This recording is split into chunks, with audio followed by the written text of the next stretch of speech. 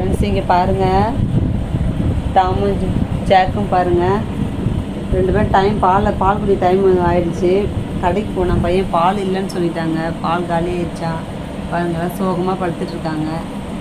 சாயந்தரம் ஆனால் பால் உங்களுக்கு கரெக்டாக வந்துடுவாங்க, 4 மணி ஆனால் பால் குடிக்க வந்துடுவாங்க. அதேமாதிரி காலைல 6 மணிக்கு வந்துடுவாங்க. எங்கே இருந்தாலும் அந்த அட்டன்ஸ் போட்டுருவாங்க 2 பேரும்.